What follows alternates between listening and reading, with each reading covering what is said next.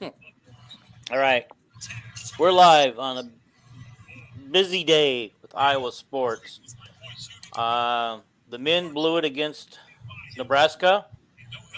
And where have you heard before the unthinkable happened when we said that? Where we heard before where Iowa needed to finish the season on a good high note by beating Nebraska, a team they were favored to beat by double digits. Guess what? You know what? It We didn't should be happen. having some kind of pity party here. The women just dominated and won the Big Ten tournament. He's trying to And show you that they're in fifth place. and I couldn't read it, but I knew what he was showing. I know Jason well enough. why are we leading with the sorry ass men when we have the women we could talk about? All right. Well, Our yeah. beautiful college co-ed women's basketball team. Co-ed. Absolute stars, all of them. Let's give them the love they deserve. Because you know what? They showed up and played today. They did. They came out, they blew out to a quick 30 to 40 point lead and maintained that throughout the rest of the game. How about Gabby? Gabby is shooting 60% from three her last 10 games. Oh, darn it, guys. I meant to put on my Gabby shirt. Gabby's been playing so well since I bought her T-shirt. Yeah, she's on fire right now. She is really on fire. She made the all-tournament team. So the thing is, what? So they're also on fire. Northwestern. They've got it up to 12 now. Of course they do. Of course they do. Although Iowa, I mean, let's just be honest. Iowa doesn't deserve to get a double bye. You are what your record says you are. Yeah. So the men but it's Fran. Like, I love Fran. But his way of not caring about defense is really starting to drive me nuts. Mm-hmm. They play better with man-to-man. Why they just let them shoot wide open threes, and they've been doing it for a decade or more, right? Mm-hmm. Right. Like they never guard the three. Right. So we're being a little, what would it be, bipolar right now? Because we were just talking about the women, then we went to the men. One thing about the men that bugged me was Patrick McCaffrey. Even though he had a fantastic scoring day, he was responsible for one turnover that I know of, and a couple of those threes were his man because he got to his man too late. Well, that was all of them. I mean, well, they all did, but Perkins, how many threes did he give up? One of them, even the announcer said he was watching the ball and got completely lost when the ball went to his man and had a wide open three. It was right behind him. Right in the corner, yep.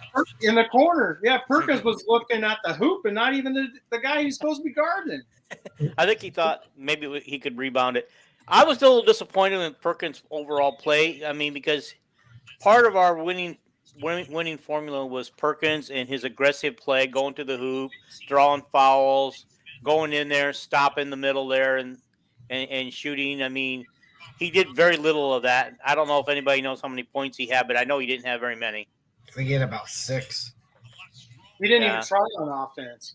This is the Jekyll and Hyde and Perkins. Perkins and Chris, they don't have the dog every game. Some games they just want to chill. Perkins today just wanted to chill. He didn't try on offense or defense. And he got yanked, but why yank him? No one else was playing defense. Right. Connor was the only one that was playing defense. He was walling up, getting charge calls. Mm-hmm. I mean, he was the only one that was trying on defense. He was yelling at Chris. I think the defense – I think – this is going to be funny because I do have a comparison I want to make later to the basketball and football programs. At Iowa, they seem to be exactly the same. But I think – you know how we talk about Iowa's offense, Brian's offense is too confusing for the quarterback. Mm-hmm. And it is. If you guys watch that video, you see how smart he is, but he doesn't know how to dumb it down for somebody to learn it. I think Fran's defense is too hard. Whatever zone that he plays, it just seems everybody gets confused. Chris was confused all over the place. Like Connor was yelling at him, telling him, "You got to take him." right? That one time where I saw Connor yelling at him a little bit. Yeah, that one time where Connor had to go down and take the 5, right? When they did the inbound pass under the hoop, and Connor just fouled the guy. Like, he just fouled him hard, got rid of the ball, and he went straight to Chris. Like, I think the defense could just be too damn confusing. Play man to man. If you're going to give up wide open threes, if you're getting killed on the zone defense, try something different, because they play better in that press with man to man, right? Man to man defense on basketball is not the same as football. You don't have that 50-yard field spread to run an offense, right? So all that speed you can take away from on the basketball court. If you're slower than, J-Bo was better on defense in man than he was in zone, because they don't have that extra kick, right, to get out to the shooter like you need in zone. If you're in zone and they throw it to the shooter, it's in your area, you have to be quick. Here's what I don't get. We recruit a certain kind of player, right? Like, there's a profile almost, like where Fran likes the long athletic wing guys, right? That we have kind of more the Patrick McCaffreys and that. Shouldn't they be better at disrupting shots because they're long and whatnot? But the thing is, they're so late at that the length that it's a non-factor. And again, I believe, because like we talked about, this is a decades old issue. This is not an athlete's issue. It's not it's a look. If we're going to pick our poison, we're going to prefer that you shoot the 3 and hope that you hit in that, because it's on a good night for most teams, 35-40%, right? Well, that percentage should increase the closer you get to the basket. So, if our philosophy is, well, we're going to score our points. Can you keep up shooting 40% from 3? That's got to be it, right? I don't understand it. It's not it's not an accident at this point. I don't know what to say. No, I know. Just think about, this is how ludicrous this is. Michigan State shot 60% from 3. Freaking Nebraska shot, I think, 50% from 3. At least they were over 50% overall shooting. Right. And we shot 35%. It's what's helped Iowa stay in the game was the offensive rebounding. Right. I suppose that was a huge part of the points off of turnovers being so low, and all the turnovers. But Iowa dominated offensive rebounding. They were dominating everything except the scoreboard. Yeah. And it's because they were giving up all these free 3-pointers. It's just the dumbest, silliest. I have never been so frustrated with Fran in all my life, because this is a team, they could have played man-to-man. Nebraska doesn't have some awesome player that they can't guard, and they played zone the whole game. Yeah. They were just saying, hey, you got a 3-pointer over here. Hey, shoot one from here. Can you make it from here? It was just, frustrating. And, they mentioned this during the game, that Nebraska is ranked like 340th in the country in free throw shooting, like free throw percentage. So, if ever there was a game where you D up a little tighter and, you're willing to put those guys on the line because they suck at free throws. Only today we sucked at free throws. First half, I don't offensively, I don't think we did too bad. 43 points in the first half. But they didn't stop anybody. I don't think they did bad. They didn't stop them, but we were still ahead, and we maintained that lead until about 6 minutes to go in the game. We quit making baskets. We didn't score a basket from 6 minutes on. The only reason we had that lead is like Coach talked about. We were getting 2 and 3 and 4 chances. Mm-hmm. that one time we got 4 chances and didn't score. It didn't score Right. at all, yeah. Rebecca thought he would shoot it between the 3-point line and the free throw line. Mhm. I mean, what the hell were you doing? Yeah, you were wide open, but that's not your shot. Yeah, Yeah, you were I wide was open thinking, for why one. was he taking that? It wasn't a time issue. Why the hell was he taking that shot? Yeah. Well, it's even Fran on the sidelines was going nuts. It was I mean, it was crazy. But yeah, Sam, no, it's not come to Carver. It's play Iowa's defense. You'll always break your slump. Yeah. Wherever we go. Contrast today's effort on defense with the women, and I remember this. It's late in the game. The Hawks are up 30 points, and Cesano's getting on the floor after a loose ball. Like they were scrapping and playing to the end. Mm-hmm. Yeah, they wanted to win. I don't think there's something missing in Fran's coaching style because these kids don't want to win. There's at least 10 games a year where these kids don't want to win, right? Sometimes they fall into a victory.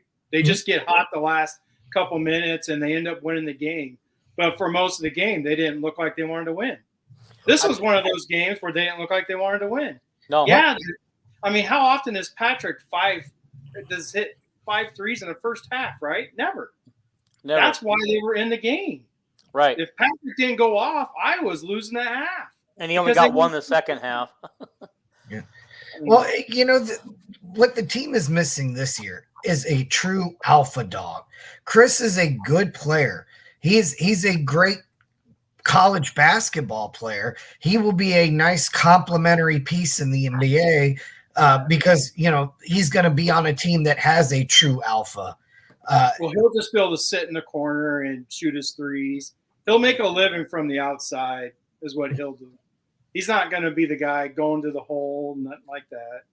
I mean, Keegan's turned into one of those guys. Keegan didn't do it as much as he's doing now in the NBA, but I don't see Chris ever being that guy.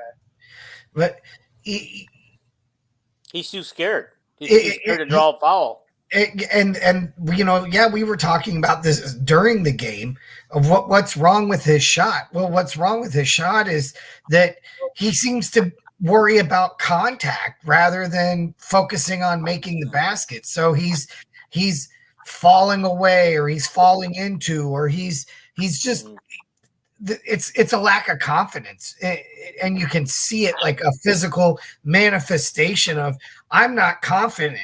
And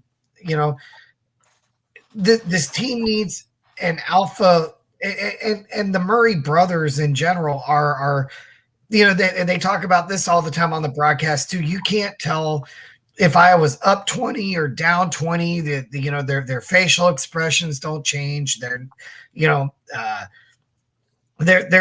guys that. Well, sometimes you need that. If you've got a star player, you've got your team. You are the guy everybody's kind of looking to. It's okay to have a little Caitlin Clark in you. Yeah. Well, you need somebody willing to just take over a game like Caitlin Clark does. Right. I mean, you can see how frustrated she gets when the game's not going the way. All of a sudden, she's driving the lane, drawing fouls, pulling up from the logo 3 because if she tried to get closer, they're in her face. I mean, and then she starts finding her people. I mean, did you see some of those passes that she made today? I mean, unbelievable. Unbelievable. Well, that's what she does. She's just that person who she is a coach's dream. You know how coaches always draw up game plans, right? Right. The thing about her is she can execute the game plan to perfection. She sees everything. She sees stuff that no other point guard sees, right? Yeah. She would just think about how many assists she would have if Iowa didn't miss some bunnies. Mm-hmm. Even Sonano missed a couple of layups today. Like she just threw it up too hard. There's so many open shots that Iowa women get because she sees it. That one pass where she was dribbling to her right and then pass it down the free throw lane to Sonano. No one else did that. Mm-hmm. That was amazing. Yeah. It was like even the announcers were like, "Holy cow!" I mean, how did she see that? Like she just saw it. Yeah. So, to your point, Coach, what really makes her special is that she doesn't. I mean, she's happy scoring 30. I bet you she's happier about having 19 assists than she is scoring 30 points. Like, I mean, she scores and she's happy about it, but I think she genuinely likes the fact that she's also the facilitator. Like, Yeah, she's even said that because every time before this year, every time she scored over 40, Iowa lost. Mhm. She said it. She's like, so I don't want to score 40 because that means I'm not getting the team involved, right? Mm-hmm. This year, I think she scored 40 in a game and they won. But before this year, every time she scored 40, they lost. So, I mean, she's even said that she loves getting her team involved. She does. I've heard her in several different interviews about how she likes, the assist on helping her teammates. How many triple doubles do you think this woman has now? I think this is number 10, but I could be wrong. No, she has 10. This was her 10th. Okay. I mean, she won't get the record, but what is the record? 24. Oh, I didn't know. I thought so. By Oregon's star guard from 5 years ago. She's in the WNBA now. I can't think of her name. Okay. But she has the record. And I want to say it's like 24. Like, it's a lot. Yeah. So, and the way I was playing, I mean, they keep her in to get that extra rebound, but she's not always close to the rebound. Yeah. Like, she'll get double doubles all day with assists and points. Yeah. But sometimes she just can't get there. Yeah.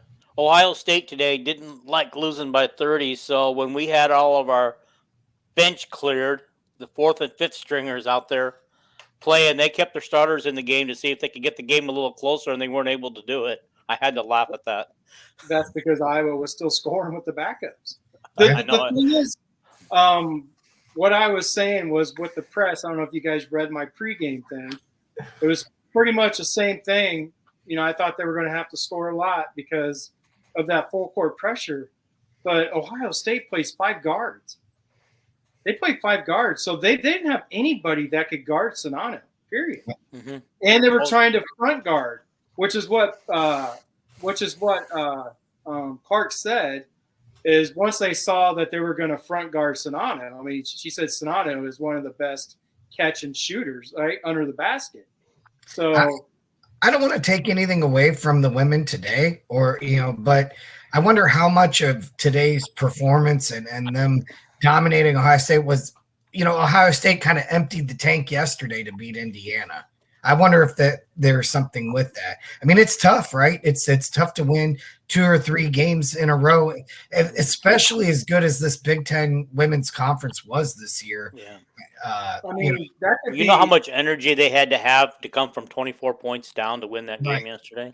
Right. But I mean, that could be part of it, but not losing by 30. Mm-hmm. I think it had a lot to do with the size of Iowa, right? And it had a lot to do with them not knowing how to gauge our guard, Clark. They didn't even guard her from the 3-point line.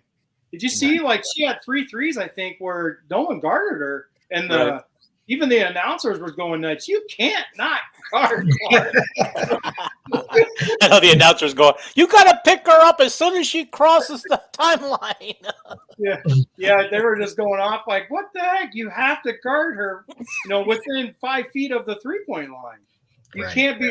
I think what the announcer actually said was you cannot be under the 3-point line when you're guarding Clark ever. So that was. I mean, I think Iowa wins this game regardless because I think Ohio State is, as long as Iowa can handle the pressure, and they're old enough, mature enough, you could tell they knew how to handle the pressure. The pressure did not bother them like it bothered Indiana. Indiana, that's how Ohio State came back, is they could not handle.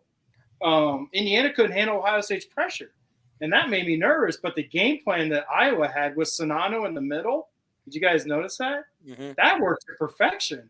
Ohio State, I don't know if Ohio State wasn't ready for it because Iowa doesn't usually do that, but I mean that worked out to perfection.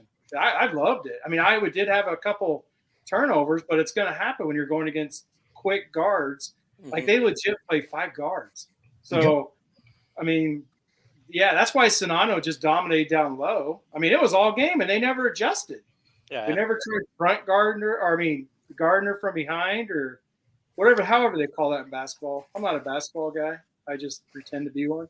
They call it when you guard them from behind or in front, but they just guarded in front of her, and Sonata was just so much bigger than everybody on the court, and she's only 6'3". So you only 6'3". Only. But, Ohio State just didn't have anybody. And then they tried Gardner with that freshman, and she wore that freshman out. I mean, at the end of the game, that freshman was just mad. Did you see her push Clark away? Just shoved her. He's like, get off of me. We are going to miss Clark when she finally decides to leave, whether it's next year or the year after. Man, we got a few years. We don't even have to think about it. Yeah. And you know what? Lisa Bluter's got a good thing going. I think she's recruiting well, and like she's a damn good coach. Mm-hmm. Like you just talked about, Iowa handling that press and stuff like that. They were prepared. They were. 100%. I listened to the interview today.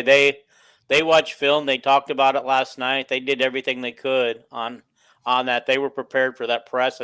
And honestly, Monica goes, I was surprised how easy we broke it. Yeah, I mean, the thing was, but see, when you have Clark who sees everything, how many times did they break the press with a long pass, right? I mean, they broke it they got it in Sonato. Sonato would get it to Clark or number 20. How can I forget her name? I'm having a brain fart. Anyway. In that Kate. Kate Martin. Yeah. To Martin, and then they would pass it all the way over the line, right? And then it would set up a layup sometimes. In the first half, they were getting layups. They were getting wide open threes on that press, which is what I put in my pregame, what I thought they would get. As long as they could break the press. When I saw them breaking the press, I was like, oh, this could be a great game. So, I mean, it did. But I love watching the women. I love women's sports. I love softball. So, I mean, it's just so fun. I just like watching the women, period, because there's no quit in them. There's no, you know what I mean? They bring it every game. Lisa's got them ready every game. You know, they try not to play down to the level of the team that they're playing because, I mean, we've seen it time and time again this year where they just blow out teams that they should be blowing out. That's because that's the Clark factor, though. She's a dog. She's a dog. She won't let you slack, right? Did you see her yelling at freaking yesterday? Yelling at Gabby because Gabby was trying to guard the inbounders, and she was like, "Get your ass back here, Gabby." I didn't catch that. I missed that one. Yeah, she did because Gabby, you know how she likes to guard the person that brings the ball in, and she gets a lot of steals on that, right?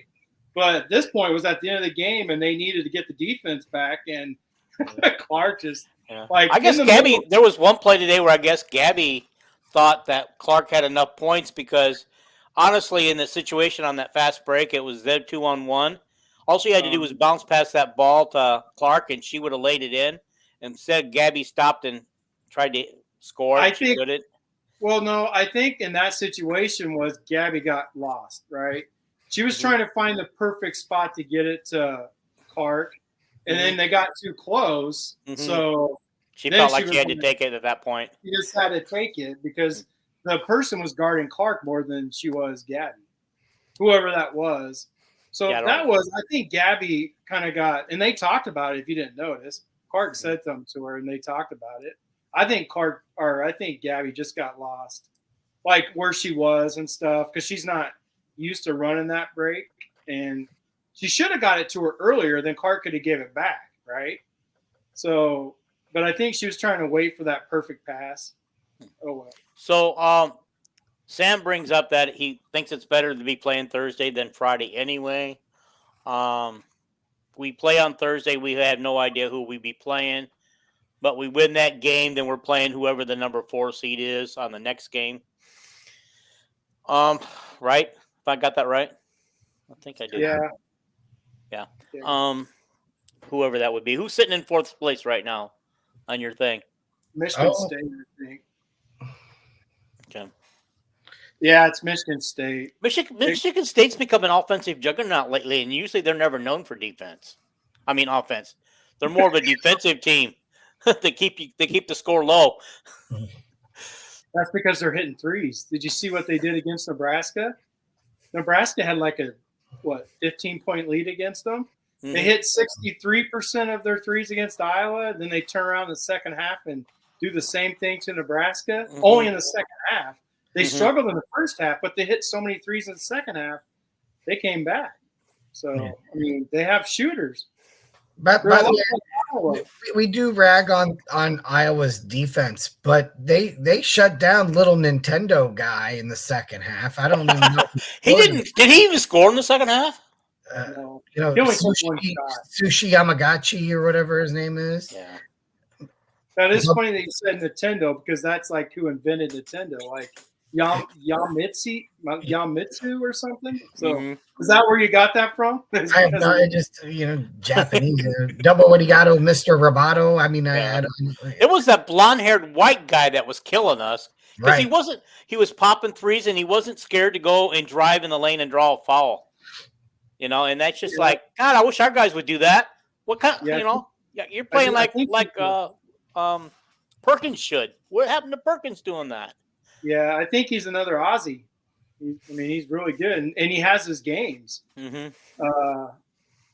Tomanak or whatever his name was, he's usually the one going off like every other game. Yeah, they got the nerdy-looking guy in the goggles, and he hit a three from the corner, but that Iowa currently, as things sit, will play the winner of the Ohio State-Wisconsin game. Do you guys think we could actually beat Wisconsin this time if we actually met them again? No. They don't. Wisconsin plays defense, and Wisconsin don't have an offense, which is why Wisconsin sucks. But when they're playing Iowa, they play defense, and Iowa don't play defense. So all they got to do is score. Right? Mm-hmm. They keep that game low scoring. I don't think this Iowa team can beat. Last year they beat them every time. I think they went 3-0 against them. I don't think they can beat Wisconsin because Wisconsin plays defense. Mm-hmm. And what they suck at is offense, but Iowa don't play defense and don't care about it. So, here's the crazy thing.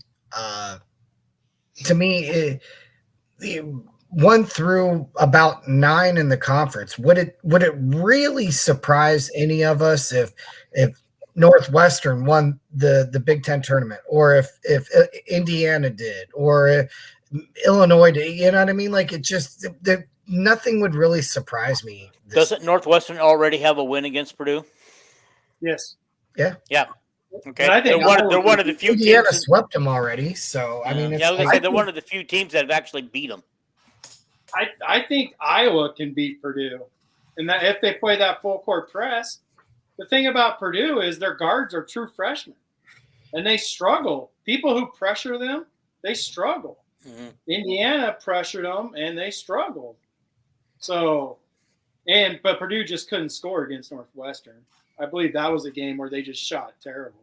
Yeah, but I just have this gut feeling that we're not going to win our any one game in the Big Ten tournament. You're always like that. No, I'm just feeling it now because I think their hearts have been ripped out because they did that. And like you said, if we end up playing Wisconsin, it's going to be tough to beat them. It will be matchup. Yeah, it will be matchups. But I mean, they could beat anybody really, but they can lose to anybody. Yeah. So who knows? Is also how many years in a row? I was going to say, did we win 20 games in the regular season, and we didn't accomplish that this year? Regular season's officially over, and we're sitting at 19 wins.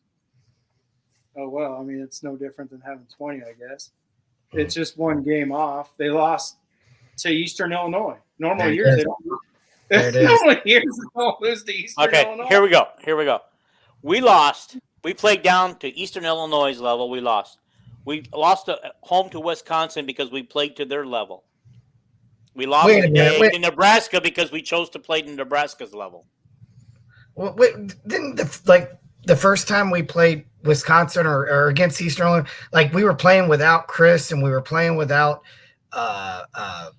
Connor. We were playing without. Okay, let's say we were playing without those guys. Don't you think Eastern Illinois is a team we should beat with the other guys on the team? That we should have beat them handily. Those guys are on scholarship too. Those guys are on scholarship too. But they're the worst team and still are the worst team in America. Well, they're better than Iowa. Well, Iowa didn't score that day. So I mean, and without Connor on the court, they don't play defense. So Connor has to lead the defense in the same way that Clark leads Iowa's defense. So I still remember Rabach's comments after that game, because you remember they got off to a big lead, they got off to a fast start, and then they just slowly lost it. And then by the time they found themselves looking up at the scoreboard, it was too late to undo the damage that had been done. But he said after the game, he goes, "Yeah, we just thought this game was too easy, so we were just kind of in cruise when we came out the second half." You know, you never do that. You never disrespect a team that way, ever. I don't care how bad. That's the one thing I liked about Lute Olson, Tom Davis, Hayden Fry. When they had a team that they should have beat, they beat them handedly. They didn't take the gas off. And they motivated the guys to make sure that you played to your level. And you played up when you played up, but you never played down. That's why Hayden kicked Iowa State's ass 15 years in a row. That's why we would beat Northwestern 55-0. Right. That's all I'm saying is it's just like, I don't know. I probably am not going to be in a position to watch the game on Thursday. I don't even know what time it's scheduled for, if we are still stuck in that 5 spot. They are. They're going to be the 5 spot. Okay. Northwestern's running away. Yeah. Yeah. I can see that. Northwestern's got this game in control. Yeah. Okay, so we'd be in the 5 spot, but I don't know what time it is, but it is a possibility I'll still be in the hospital. I'll probably be at work, so. Yeah, it'll be probably an afternoon game. We'll find out tonight, because the bracket will be out tonight. So. Yeah, well, yeah. Yep, as soon as this game is over. But they pretty much got everybody slotted where they're going to be, I think, right now. Yeah. Let's talk some happy stuff. I mean, we're about halfway through this thing. Okay, we've done basketball. We've done both sports. Let's talk a little wrestling right now. The wrestling. How the Big Ten tournament today. All right, I'll be over here in the corner. Your turn's coming, buddy. I got plans for you. Yeah. Well, you know, we got what we expected out of Spencer Lee. He is the man, the myth, the legend. Real Woods, you know, we got what we expected out of him. So, you know, those were the two that we kind of felt real good about. I think we hoped that maybe Cass could, you know, get us get into the finals. And you know, I mean, he got us to the semis there. I don't know that we really had high hopes for any. Maybe Murin could, you know, pull an upset and get into the finals. By the way, he's the only one I don't know what he placed today. Okay. So I mean, second place finish, right? Which is kind of really realistically, I think most of us thought that, you know, it was going to be an Iowa Penn State kind of tournament. Yeah, I think that part went as expected. Though I thought a lot of us thought with Nebraska getting 5 finalists, that it could easily Nebraska could upset us and be in second place before it was over. Well, Never thought they could beat Penn State though. Yeah, what I think happened there is, yeah, they had 5 guys in the finals, but I don't think that they had a whole lot of success with their other 5, right? So they weren't getting a lot of consolation points. They weren't getting they weren't getting wrestleback points, that kind of thing. And so that was kind of where Iowa and we got bonus points, right? It's one thing to pull an upset on points. It's another, you know, for, you know, Spencer Lee to get that 20-2 tech fall. You know, it's guys getting. That's why those bonus points matter so much. Right. Well, he didn't get a bonus point today. He rolled out the whole 3 periods and just beat him 6-2 or something like that. Yeah, but he did have that kid on his back at one point. It was They did. close. They were going to give him the near fall points, but then they took him away from him. Yeah, and it was close to a fall as it was. Like it was, Yeah. Any he still won. He's still a champion. Right. And the nice thing too today is both Wood and Lee are Big Ten champions. They were the ones that we were expecting to be Big Ten champions, and they also each took out a Nebraska Husker. Yes. So I got something about wrestling. It says that all 10 wrestlers are heading to nationals. Yes. Right? Yes. So how do they pick their nationals? Because not all 10.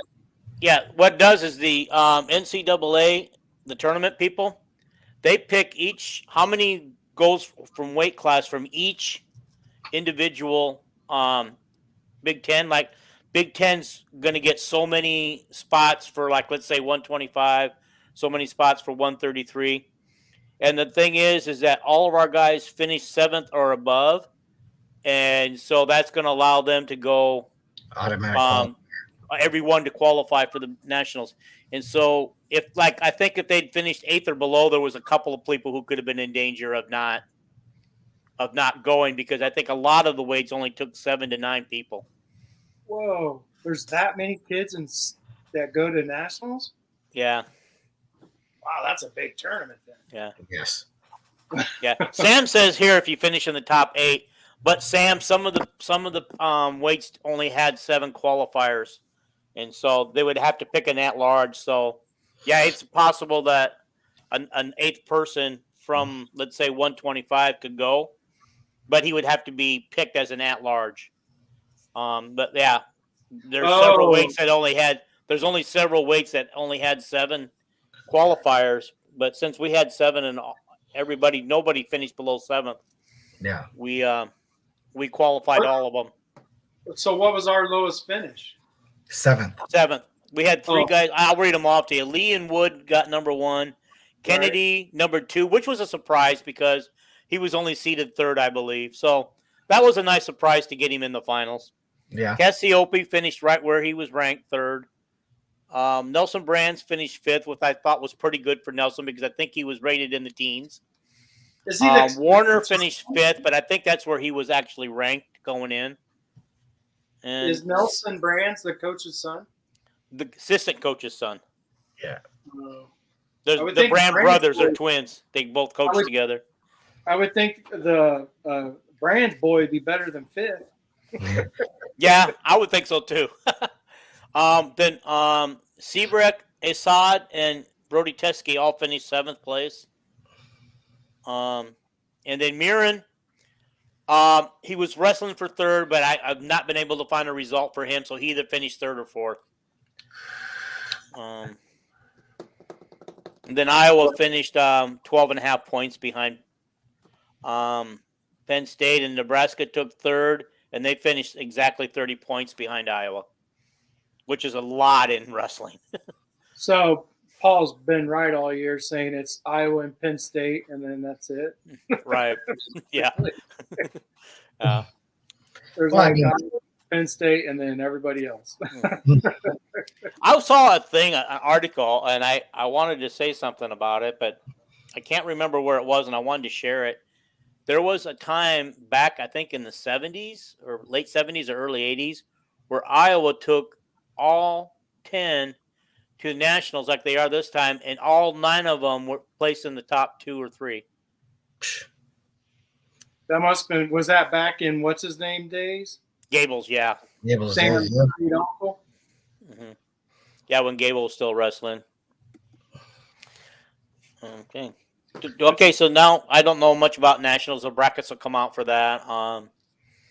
So I wouldn't mind having a guest on for that. He did it for me, and you know who. Maybe he'll do it for us, and that's Chuck Yagla. I've known Chuck since I was in high school. We went to the same high school together, although he was a couple years ahead of me. But he married a girl from my class. No, he didn't. I'm sorry. Not he. He did not marry a girl from my class. I'm sorry. He married a girl from his class, but his brother was my best friend. Her brother was my best friend. All right. Okay. Yeah. You got that out of the way. Yeah, got that out of the way. So let's move on. What time? How much? Oh yeah, we got to get moving. Let's talk about, and this is probably going to be more. I'm going to be out of this conversation because I wasn't paying attention. Softball and baseball. I know that Jason, you were posting all weekend what's on their scores and stuff and the records. So I'll let you talk about what you know about it.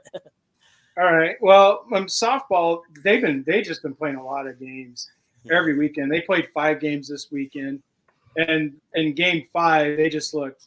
Their starting pitcher,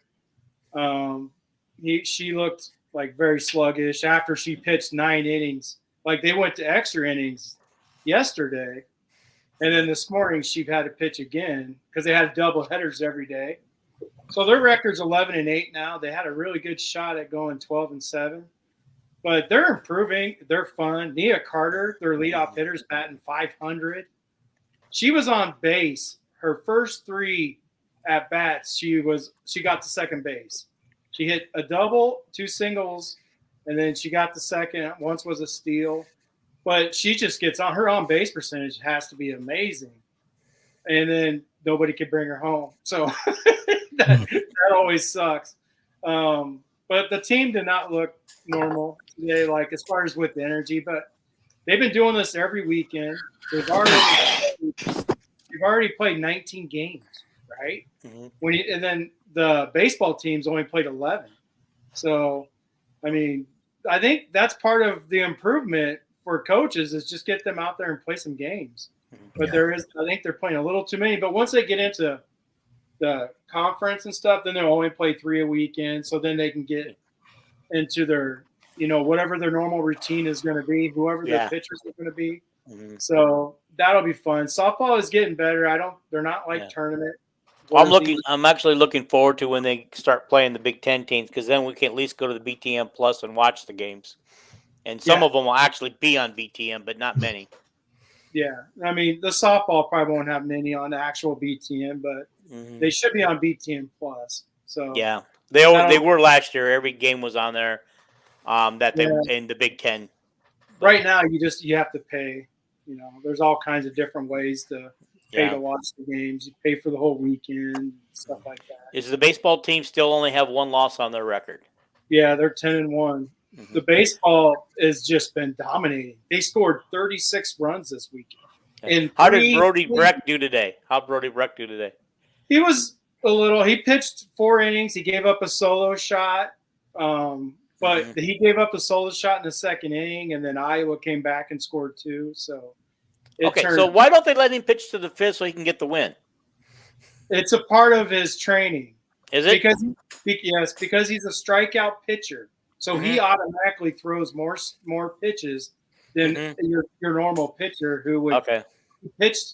A lot of pitchers will pitch to get outs. He pitches to get strikeouts. So there's a lot of times where he threw 63 pitches before the 4th inning even started. Okay. And they don't really want him going above 75, right? Okay. That's how you ruin a pitcher is you just pitch, especially in college.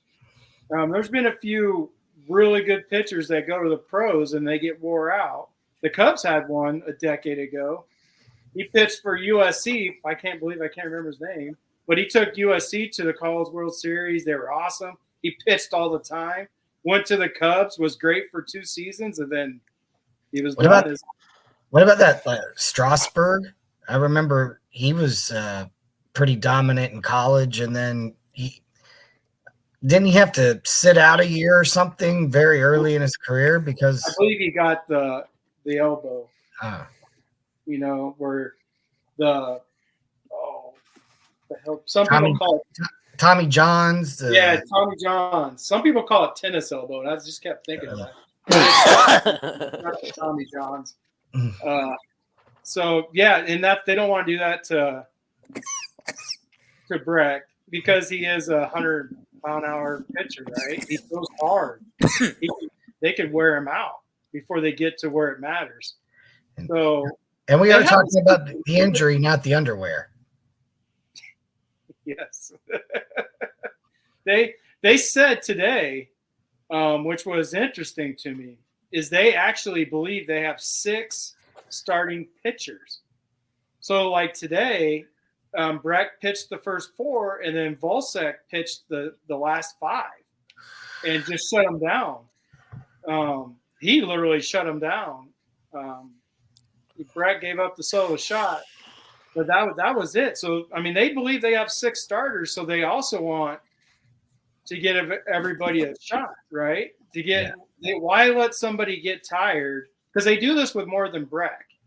Breck is the big part is the first 4 innings because of they can't let his pitch count get too high. But they do it with other pitchers to where if they're struggling, or they'll let them go 5 and then bring in the other guy who they think will be a starter. So they kind of got a system down this year that's different than any other year that I can remember. So like instead of they don't have a closer, but they have what you'd call a setup guy. But their setup guy is actually the next starting pitcher in their eyes. Like they just have these 6 kids who are so good. The only time they really go to somebody else is if it's a blowout or, if they need to get somebody some pitches. So just to keep, everybody on the staff, just in case for injury, right? So, I mean, these guys are just – Seager today hit another home run, hit 2 this weekend. He's the leadoff hitter. He's not a home run hitter. But they're all seeing the ball so well. This baseball team's got me so excited just because that's how they play defense. I mean, they're in every game, so the matter is just if they can hit. This year they seem to be hitting better than ever. They scored 12 runs on the number 1 team in the country, right? It just kind of makes me wonder if they weren't looking forward to LSU because they played Sam Houston State the day before LSU. So I don't know, but this team's going to be fun. They're Cool. 10-1. Softball's 11-8. This year they don't get screwed. They get to go to the World Series, we hope. Baseball Depends on what the rest of the Big Ten is like. Yes, this team is a tournament team with their pitching. Mm-hmm. Like they are the perfect regionals, right? To go up against 2 other teams. So I just don't understand how baseball rankings work. I mean, if this was Iowa football and Iowa was 10-1 and had beaten the number 1 team in the country, they wouldn't be unranked. Yeah, no. This is because they play so many games, but it's also Iowa's history in baseball, right? Mm-hmm. Okay, right. This is the analogy that I have because you're not the first person who's asked me. I get this question all the time. The analogy I came up with, if you remember, I want to say it was 2005 when Nebraska was 7-7. I can't remember exactly what year that was. It was when they first started going downhill big time. It was when everything started falling apart. They were 7-7 because they ended up playing in the Big 12 championship game because of the Big 12 North. Mm-hmm. And then they lost to the Eli Manning. When did he come out? 2004, right? So because he lost to Eli Manning's Ole Miss team. That's who they lost to in the bowl game. But I compare that to Nebraska was literally that year. They were 4-3 at one time and still ranked, right? It's because of their history. It took them forever to get out of the top 25. They would keep losing and still stay ranked. Yeah, it's because of their history. You got to remember, kind of like the Major League Baseball league. You get let's say somebody like the Yankees running away with their division, but they still lose games every now and then, and it doesn't change the fact that they're still the best team in their division when they're, not necessarily this year, but I'm just throwing that as an example. What I was saying. My point was I thought it was same point. A lot of games, and even the best team lose games here and there. Is what I'm trying to say. The baseball team, they'll be ranked if they play good next weekend with Texas Tech. Put it that way. They got a 3-game series next weekend with Texas Tech. If they play well, get 2 of the 3, they'll be ranked. But we'll see. That's exciting for me. Well, Texas Tech does still run that air raid offense, right? So they run it baseball too. It may not work as well with the baseball team, but they do have a good ball club, if I remember right. Okay. I haven't exactly looked this year, but I mean they have history of having some good ball clubs. So. Well, guys, let's kind of move on a little bit. NFL Combine. I wanted to talk about the 5 guys and how they did. It sounds like they all did pretty good. I mean, it sounds like Merriweather didn't have a super day, but he didn't have a bad day either. I mean, he didn't do anything to stand out or hurt his chances, but it sounds like the other 4 guys just impressed. And I know that you were kind of following that, Jason, or Paul. Did you follow a little bit of it? Just online, what I saw, I didn't get a chance to really watch any of the combine. It was a crazy week, and with work and that, and so I didn't see a moment of it except for what I saw online and some highlights and mostly stuff Coach posted. Yeah, same here. That's what I saw too. I was mainly afraid to watch it because I was watching too much TV with all the sports that happened this week anyway. So I was afraid to get in trouble. Yeah, I have quite a bit of free time. Yeah. So why don't you talk about these guys and how well they did, and you think they improved their draft status, obviously, and a couple of them might be first rounders? Well,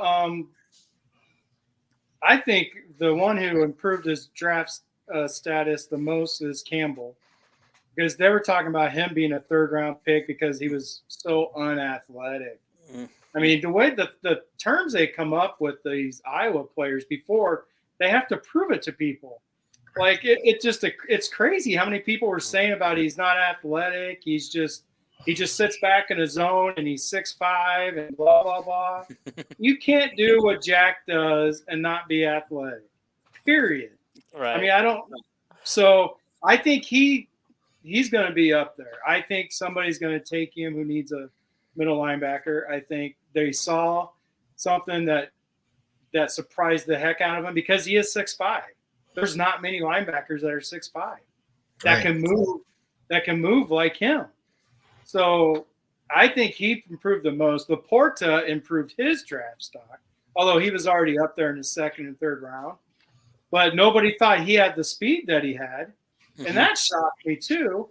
And it's because he kind of has the George Kittle. Now, George Kittle ran a 4.52. But when he has the ball in his hands, it doesn't matter how fast they are. They run you over, right? It's hard to tackle both Laporta and Kittle. But I compare his hands to Noah Fant. They still drafted Noah Fant in the 1st round. How many balls did he drop, right? And Laporta's issue is drop balls. So I think and I think the NFL will help him with that. It helped Noah Fant having the bigger football, a more accurate quarterback, right? Having somebody else to throw to you that's accurate always helps because the ball will have more spin on it, and it's always easier to catch a ball that spins instead of a ball that's all wobbly. So I think he'll be the next Iowa stud tight end. Okay. So, do we have anybody that's going to be a first rounder now for sure, or is it still speculation? Van Ness. But Van Ness, the only reason I didn't say Van Ness is because he was predicted top 20, which is why he came out. Right. Now, the only difference now is he could be top 10. Yeah. Because he dominated which is what I said before the combine. I said he's going to go there. Everything they do is what he does best. He's one of those guys that look good in shorts, right? There's a reason Iowa called him Hercules. Right. I mean, he weighs 265 pounds, and he has 8 abs. Give me a break. This is gonna be fun when they start talking about him and mentioning the fact that he was never a starter at Iowa. Yeah, you know what? That's because they don't know. That's just ignorance. I think he's going to have a very similar career to Aaron Campman, who had a very, very good productive, very good career. Yeah. I see them as, I mean, that is my player comp for him is Aaron Campman, which, he'll make generational wealth if he could have that kind of career. Yeah. I mean, I think he's going to be really good. I think they'll move him outside, which is going to be the best. I think that's where he excels. right? Iowa used him inside, outside because he can go anywhere in college. I think at the next level, he'll be an every down defensive end, right? Or if he goes to a team who wants to use him as an outside linebacker, he may become the Lawrence Taylor of somebody's defense as far as rushing the quarterback. He'll come in on third down and just his job will be to get to the quarterback. Kind of like what Kansas City used Carl Office for. Mm-hmm. So, by the way, Texas Tech is ranked 24th in the country. So if Iowa has a good weekend, they should be ranked. Okay. I want to get back on that for a second. I just looked up Texas Tech. Well, I don't know. If beating number 1 doesn't get you there, why would beating number 24 get you there? I was just thinking that, Paul, but I wasn't going to say it. Well, it's because it would be like a consecutive weekends in a row. Right? Oh, okay. This means you're a good team. That wasn't a fluke. It wasn't a fluke, yeah. Then Moss. We all knew how fast Moss was. Mm-hmm. He was a track athlete, and everybody was talking about him being a white corner, slow, blah, blah, blah. Mm-hmm. And I saw this, somebody tweeted this from the NFL saying, where does Iowa find these kids? I mean, he was a walk-on, right? He was a gray shirt. Or gray shirt, okay. He was a gray shirt, but he ran a 4.33, right? Or 4.43. Somewhere in that, yeah. He ran like a 4.43, I'll say, because I don't want to say he's better than he is, but it might have been a little bit faster than that. And then everybody was going nuts because he's a white cornerback that ran a 4.43, and I'm just like, what? I saw there was a tweet. Somebody tweeted about him being a white cornerback, and I thought that is racist as they come. I'm like, there are white guys that can run too. Maybe not as many. There's some. I will say this: the only reason that he didn't really turn more heads at the combine is because he had a really good week at the Senior Bowl, and all the coaches and whatever they knew about Riley Moss, from what he did down in Mobile, and so nobody was surprised to see him have a good combine. Yeah, but I think he's nobody that matters. Right. I think he's a second or third round pick. I don't know if Iowa has a first rounder other than Van Ness, but after we get out of the first round, I think you're going to see quite a few Hawks go. Yeah. Merriweather. Somewhere in the country, there's 3 douchebags on a video blog with the back, all decked out in Seattle Seahawks gear or something, and they're talking about Riley Moss being a white corner and being surprised about his combine. That would be cool if Jack went to New England, especially in the first round, because he would go to the defensive place, right? That would be cool. Does New England need a tight end? Jack. Yeah, I know, but I mean, I was just thinking maybe Laporta could go there too. Oh, maybe he will. I'm not sure. I'm not sure if they need a tight end or not. Oh, wait a minute. Gronk just retired from, is it Tampa Bay where they were? Tampa Bay? Mm-hmm. They need a tight end. They need a tight end. But, yeah, I mean, it's going to be interesting. I'm ready for the draft. We got a month. We got spring practice coming up. Yeah. So the spring game is going to be, I think that the last – our first weekend in April, maybe? I think it's the last weekend in April. Do we have a quarterback who can throw passes during spring? They aren't going to start spring practice until like the 1st of April or really late in March. Really? I shared it. Let me look. Okay. But anyway, go ahead. What were you saying, Paul? Do we have a quarterback that can throw passes for us in spring? Cade was cleared, wasn't he? Oh, okay. Yeah. I thought they said he they were going to move him along a little slowly. Yeah. Cade said in his own words, in his own interview that I posted on my page just a couple of days ago, he said he expects to be out there throwing in the spring. If not at the beginning, he will be before the end of it. And Eric All said he will be. He's ready to go. He can go the whole practice, whole spring. Yeah, practice starts March 22nd. So Okay, so that's a little earlier than I anticipated. I was thinking about a week later. But I mean, they don't have the spring game on this calendar, but the last spring practice is the 22nd of April. So that's probably when they'll. Yeah. I just realized my calendar still says February. It's my Hawkeye calendar, guys. Well, guys, we've been at this for about an hour. Do we have anything else that needs to be said? I don't. We talked I'm about good. my baseball and softball, so Oh.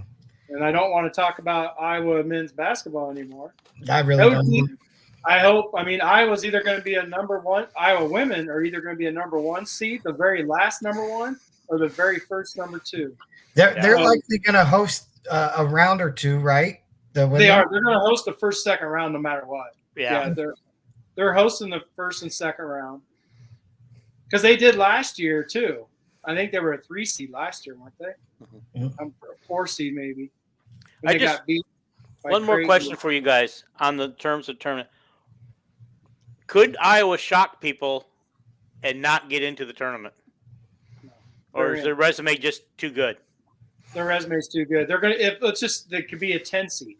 Like let's say they lose to Wisconsin, that will drop them down to a 10 seed. But they're in. They're not even on the bubble. Like we're not a part of the last. I know. I keep hearing now we're on the 8-9 line, which is not where you want to be. Well, I mean, then they just play the number 1 seed. But the nation, like I said, Iowa can beat anybody in the country, but they can lose to anybody in the country. Yeah.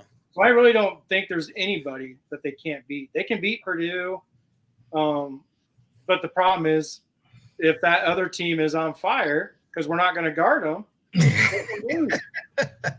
So I mean, they can lose to anybody too. It doesn't matter who they play. It's just all the time I've known you, Jason, this might be the most frustrated I've heard you be about the Iowa men. I've not heard you this frustrated all season. Because I love Fran. I know he always turns it around. He always gets them going. But today was the worst.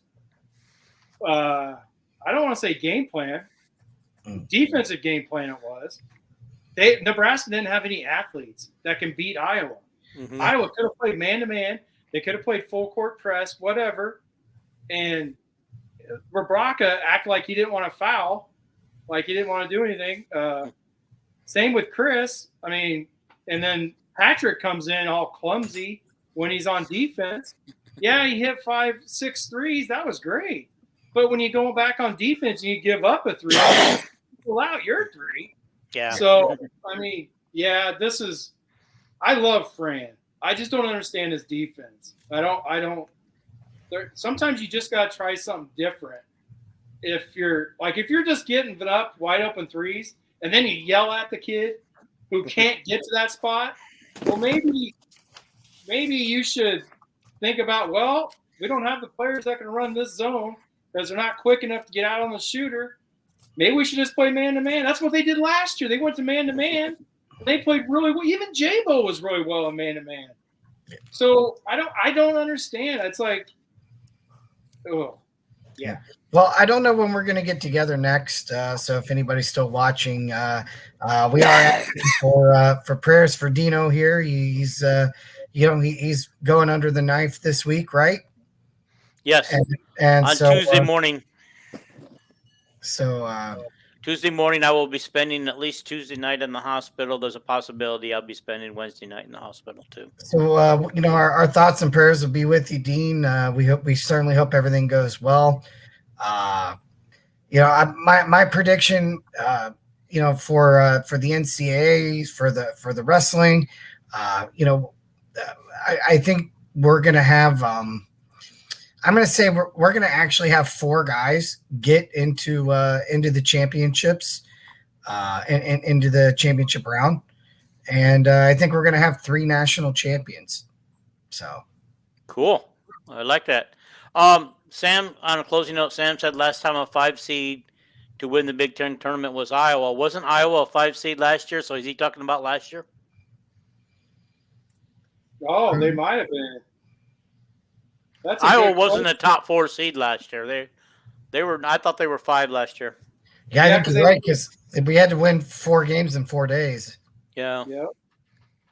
So I guess Sam's talking about last year, but he made it sound like a ways away, ways back. And I know we won 2 of them under Alford. Well, these guys just plain messed up my whole. I was trying to find the plus minus of this game for all the players, but I almost guarantee it Patrick's is and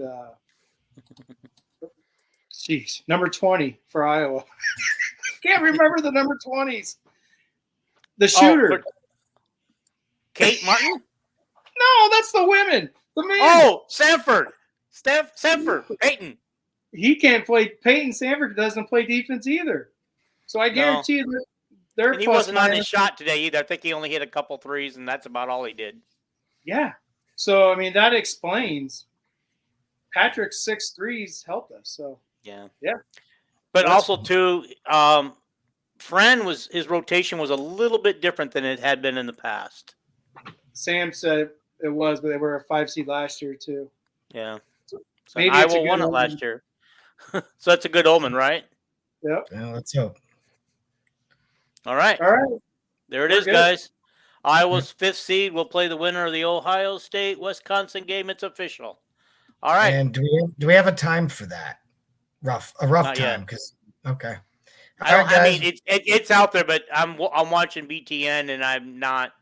They're not posting the times or the bracket. Oh, okay. Gotcha. I'll post the bracket, Paul. You'll know. All right. Okay, Paul. So, Hey, you guys. have a good night, everybody. Hey, Terry. Don't forget to like and subscribe this nonsense. And smash that That's right. button and Smash that like button. and share it. Share it. Yes. See you guys. I mean, and Hey, guys. your Husker fans will have fun. if you're a Husker.